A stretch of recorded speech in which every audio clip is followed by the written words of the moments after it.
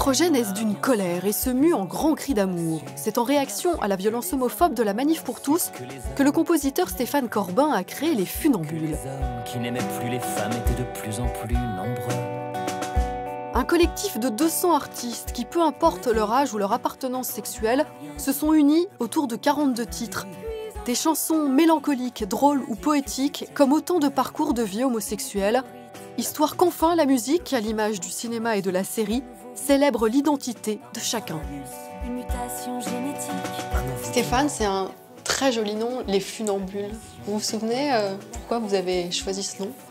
Oui, on voulait un nom qui puisse à la fois être celui d'un collectif, d'un ensemble de personnes réunies, ce qui est le cas de ce projet, et qui puisse aussi être le nom de l'album. Mais on ne voulait pas affronter ce projet de manière frontale en disant le mot homosexualité, ou que c'est... Voilà, on voulait vraiment parler de l'humain.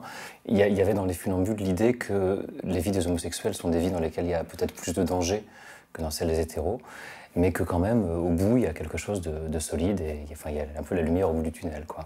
Je trouve qu'en chanson, il y a une très très faible représentation de l'homosexualité, et dans les chansons elles-mêmes, et même d'ailleurs les chanteurs homo, si on prend des gens qui sont out, par exemple Elton John, par exemple, est-ce que vous connaissez une chanson homosexuelle d'Elton John? C'est étonnant que même les chanteurs les plus visibles, une fois ayant affirmé, voilà, ne le font pas pour autant. Voilà. Pourquoi, à votre avis, c'est si rare que des chansons évoquent cela? J'ai une réponse à ça. Une actrice que j'avais contactée, une actrice célèbre dont je ne dirai pas le nom, mais que j'avais contactée pour les Funambules et qui était d'accord sur le principe et a refusé.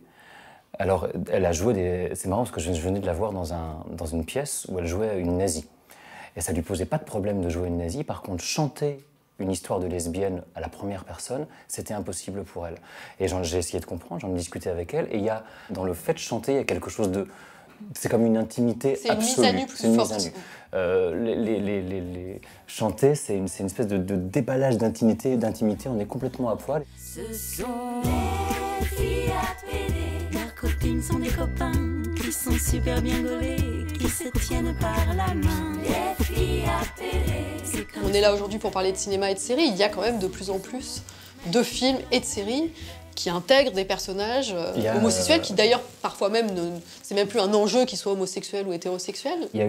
J'ai constaté, moi, comme vous, que dans les films, les téléfilms, les séries, il y a une évolution gigantesque des personnages d'homo. Alors, j'ai deux séries qui me viennent en tête. La première, c'est Queer as Folk, qui est une série qui a vraiment révolutionné le genre. Ouais. Parce que pour le coup, c'était la première série frontale sur l'homosexualité, avec des scènes de cul, avec des dialogues hyper crus, avec des personnages pas caricaturaux et en tout cas représentatifs de différentes castes de l'homosexualité, quoi. Il y avait le mec qui baisse tout le monde, le jeune qui découvre, le mec rangé qui veut se marier, qui veut une vie beaucoup plus ordinaire, voilà. Tout ça, c'était vraiment, vraiment passionnant. Et après ça, il y a Looking, qui est une série fabuleuse, qui hélas s'est arrêtée, s'est terminée par un téléfilm là, au bout de 2 saisons, je crois. 2 saisons, ouais. Et ça, c'est une série qui est fabuleuse parce que là, pour le coup, on est vraiment dans le vrai, dans le cœur. Alors, c'est San Francisco, donc c'est encore un peu protégé, ça parle, voilà, mais c'est la vraie vie, quoi. Et on est pile dans ce que j'aime, on est pile dans la vraie vie des vrais gens, avec quand même du cinéma, avec quand même du romantisme, avec quand même de la fiction. Turning 40, such a cliché. You're in an open relationship now. We can be whatever we want to be. You have to find someone who understands. That's not easy to find. Est-ce qu'il y a une série qui vous a fait tomber dans ce côté accro qu'on peut avoir quand on aime ça? Vraiment, ça c'est un souvenir énorme. C'est Ally McBeal. Et c'est ma mère à l'époque qui m'a dit « Mais il se passe un truc là, faut que tu regardes ce truc, c'est génial !»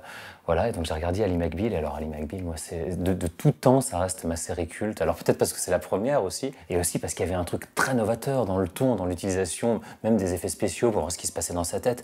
Et puis Robert Downey Jr., quoi. C'est pas possible, moi j'étais amoureux, j'en pouvais plus. J'étais Ally McBeal.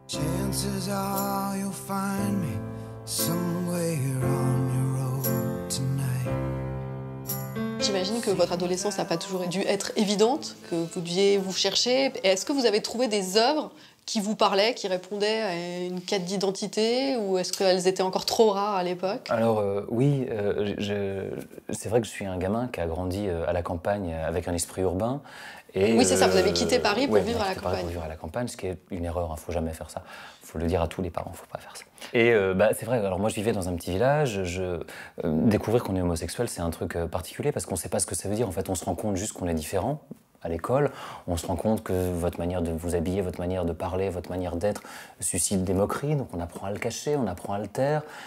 L'adolescence arrive, le collège, on peut rien dire, le lycée, tiens, on commence à voir que peut-être il y a quelques personnes à qui on peut parler.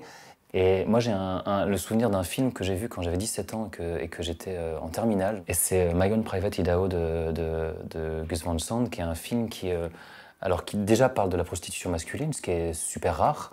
Et il y avait d'un seul coup une représentation hyper... qui est passionnante pour un ado, quoi, qui est hyper stylisée, hyper romantique, magnifiée, des losers, des perdants, des marginaux, et en même temps de l'homosexualité. Et moi, ça m'a fasciné. Et après, le film dont je me souviens qui m'a vraiment bouleversé, c'est Short Bus, qui est un film de John Cameron Mitchell, ouais, que je trouve... c'est le numéro 1 de mon panthéon de tous les films que j'ai vus. C'est un film très cru, encore, avec ça s'ouvre sur un mec qui se fait une autofellation. Donc on est sur c'est pas pour tout le monde, quoi, mais c'est un film sublime sur la solitude.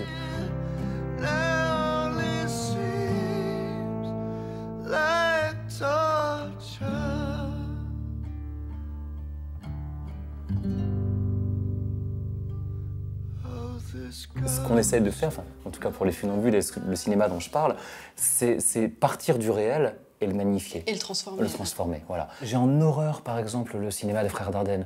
Je suis touché par les sujets, j'aime cette fibre sociale, mais pour moi, par exemple, il faut quand même faire du cinéma. Je trouve que Ken Loach et Mike Leigh, c'est du cinéma, par exemple. Je trouve que les frères Dardenne, déjà, moi, ça me file le mal de mer, j'ai un problème, je peux pas être sur une péniche à quai, je vomis. Donc le côté caméra à l'épaule, ça me va pas du tout. Mais je trouve que même... En fait, j'aime pas, et ça se retrouve dans ma musique, je pense aussi, j'aime pas quand il y a que un propos. J'aime pas quand il n'y a pas de volonté esthétisante, de point de vue de mise en scène, de point de vue esthétique, de travail global. Je trouve que, par exemple, la liste de Schindler me parle plus que Nuit et brouillard. Pourtant, Nuit et brouillard est beaucoup plus proche de la réalité, évidemment. Et la liste de Schindler, il y a tout le cinéma de Spielberg derrière qui est magnifique. Mais je trouve que c'est ça la beauté de l'art. Il y a une phrase que Juliette Gréco dit, elle dit que quand je vais voir un concert, je vais me faire dévaster. Voilà, moi je vais me faire dévaster. Je veux rire, je veux pleurer. Ou je veux être emmené très très très loin. L'art pour nous émouvoir, nous retourner et tirer un fil vers l'autre, à l'image des funambules, à voir absolument en concert le 12 juin prochain. Ce soir, je vais juste rentrer chez moi.